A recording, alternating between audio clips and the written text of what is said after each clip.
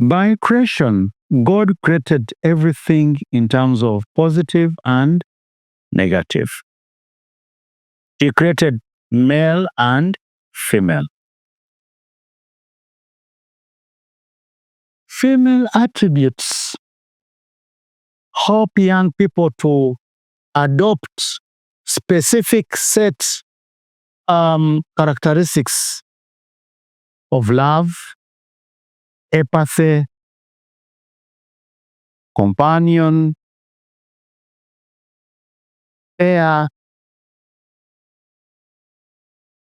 that is extremely associated with the female character.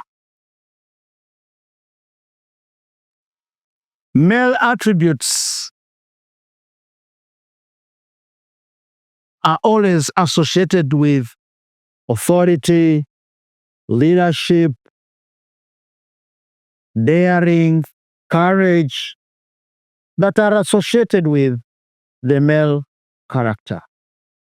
So when a child grows from a single mother, that child will be missing attributes of male parents.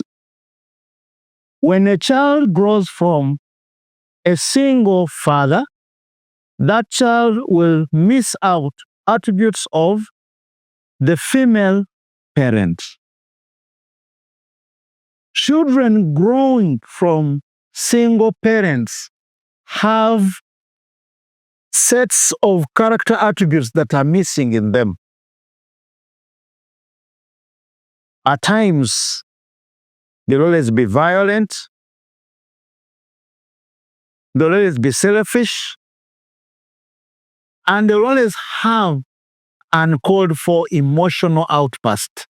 They feel irritated very, very fast because of the background through which they were able to grow.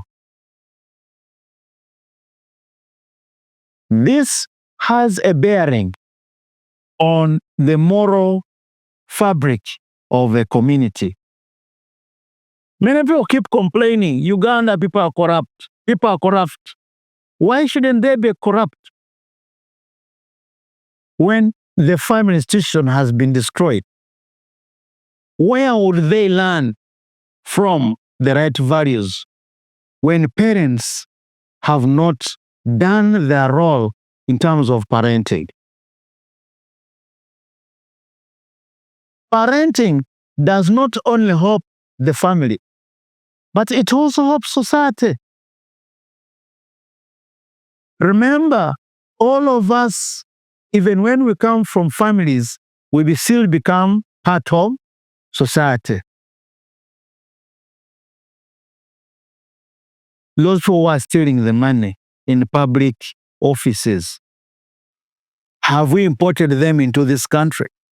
Or they are Ugandans? Those people who are raping women in this country, have we imported them from another country? Or they are Ugandans? Those are abusing others. Where do they come from if they're not members of the society? Where? How did they come to those levels? Parenting. Many will always be people who grew from slums and they eventually adopted urban slum characteristics. And some of those slums are actually dominated by single parents. If you even look into this country, children who have grown from rural settings where there is completeness, complete families, mother, father, differ significantly from those who have grown from urban setting of the slum characteristics of single parents. They differ. Those from rural setting, if they get to know that one of them is not okay, they really feel concerned. Those in urban setting, even when they are told that somebody has died, they just listen to it as news. They are not concerned. They are not bothered because their attachment to the larger society is very minimal. We can fix most of the issues in our country that are associated with morals. We can fix many of these challenges that the young people are going through if parents deliberately get to know that every setting of family will have both positive and negative effects on the children. For the sake of the children, the father and mother will create a healthy environment of love, respect, so that the children can adopt the same. But the children, every other time they see mother and father at conflict, why won't they be conflict prone? Because that's what they've grown seeing. In this single parenthood, what does the mother speak about the father who abandoned this child? What does the father speak of the mother who abandoned this child? You've seen others even not marrying because they know how much their mother went through having been abandoned by their father. So they hate every male creature. Others hate everything called female creature. All this comes from the nature of family setting. As Family Peace Association, we want to say 5 important aspects. Number 1, before you fight with her, before you divorce him, know that there is going to be an effect that is going to affect your children for life. And when my children are affected and your children are affected, then society will not be spared. Number 2, the nature of young people we have today is a manifestation of our laziness yesterday. Whatever we see happening is a manifestation of gaps that it created when we became too busy and never had time for grooming young people into the right human beings. Number 3, every example we set is actually a training ground for the children. Good examples will produce good children. Bad examples will produce bad children. We must be very careful on what kind of lessons the children are learning from our experiences. They always say that mother cow teaches the calf how to chew the cud. Number 4, there is no society without the family. What we see in our society today, the violence, the immorality, is a manifestation of what is happening in the family.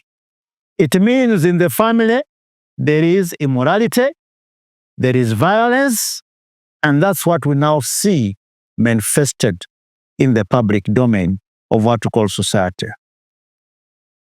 Lastly, we have an opportunity to change. We have an opportunity to make amends of our wrongs. We need to engage into vigorous training for these young people. We need to have vigorous training for the intended couples so that they can know their obligations when they eventually marry. What is their role in parenting? What is their role in marriage? So when they know this early enough through counseling, premarital counseling, then they can be able to be the right spouses. They can be able to be the right parents that will bring up the generation that we want. We don't need to keep lamenting. There's something we can do. There is something we can do. It all starts with me. It all starts with you. What kind of family setting have you set for your children? What are you doing? The collective role shouldn't be abandoned. Every child belongs to the larger society. Don't look on when your neighbor's child is messing up with life. I know the laws may not give us the right environment, but we can subjugate. At least you can inform the parent that, you know, our son, our daughter, you can do something. Let's be our neighbors' helpers. Let us watch everything around us, because everything around us will directly what? Affect us. We should take parenting very seriously.